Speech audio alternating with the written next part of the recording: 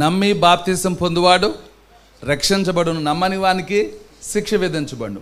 మన మనస్సాక్షిని దేవుడు మనలో పెట్టాడు. మనల్ని లోకానికి పంపించేటప్పుడు ప్రతి ఒక్కరిలో మనస్సాక్షి అనే ఒక నక్షత్రాన్ని పెట్టాడు. శరీరంలో లోపల హృదయంలో ఒక చిన్న నక్షత్రం అనేది ఒకటి ఉంటుంది. దాన్ని మనస్సాక్షి అంటారు. ఆ మనస్సాక్షి ఎవరంటే ఏం కాకూడదంటే మొద్దుబారిపోకూడదు. కనుక మనస్సాక్షి అనేది ఉంది. ఏదైనా తప్పు చేస్తున్నప్పుడు మనల్ని చెప్పేదే మనస్సాక్షి. నువ్వు అబద్ధం ఆడుతున్నావు, నువ్వు లేటుగా వస్తున్నావు, నువ్వు ఇది చేస్తున్నావు. ఎవరో మనకు చెప్పక్కర్లా, మనలో ఉన్న మనస్సాక్షే మనకి హెచ్చరిక చేస్తుంటుంది. అది మనకి అది గ్రహింపుకు వచ్చేటట్టు చెప్తూ ఉంటుంది. పరిశుద్ధాత్మ దేవుడు అంటే మన ప్రభు అయిన యేసుక్రీస్తు వారు పరలోకానికి వెళ్ళి భూమి మీదకి తన ఆత్మను పంపించి పాపమును గూర్చి ఒప్పించేది, నీతిని గూర్చి ఒప్పించేది, తీర్పును గూర్చి ఒప్పించేది పరిశుద్ధాత్మ దేవుడు.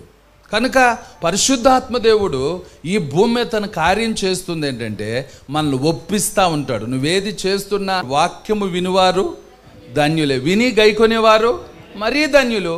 కనుక దేవుని మనం ప్రార్థించాలి అంటే, నేను ప్రభుని అడగాలి ప్రార్థించాలి అంటే తప్పనిసరిగా మనకు విశ్వాసం రావాలి. విశ్వాసం రావాలి అంటే తప్పనిసరిగా వాక్యం వినాలి. వాక్యం వినాలంటే దేవుని మందిరానికి రావాలి. దేవుని మందిరానికి వచ్చాక వాక్యం విని మనం వాక్యాన్ని గైకొంటే అప్పుడు మనం ప్రార్థన చేస్తాం. కనుక ప్రయోజనకరమైన ప్రార్థన మనకు కావాలి. కనుక ప్రార్థించే వాళ్ళే రక్షించబడతారు, ప్రార్థన చేయని వారు సత్యం పోగొట్టుకుంటారు. మన ప్రభు అయిన యేసుక్రీస్తు వారు పరలోకం నుండి ఈ లోకానికి వచ్చాడు. ఆయన ద్వారా మనకు రక్షణ. ఆమేన్.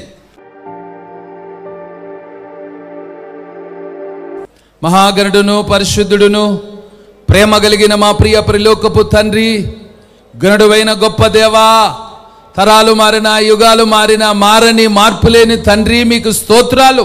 ఎంతమంది ఈరోజు దేవుడు నన్ను నా పాపముల నిమిత్తమై ఈ లోకానికి వచ్చాడు, నా శిక్ష ఆయన భరించాడు, నా శాపం ఆయన తొలగించాడు, నాకు కావాలి రక్షణ, నేను పొందాలి నిత్యత్వాన్ని అని ఎవరైతే ఆశపడుతున్నారో అలాంటి వారిని దర్శించండి, దీవించండి. ఈ మాటలు నీ బిడ్డల హృదయాల్లో ముద్ర వేయమని యేసు నామమున అడుగుచున్నాము తండ్రి. ఆమేన్.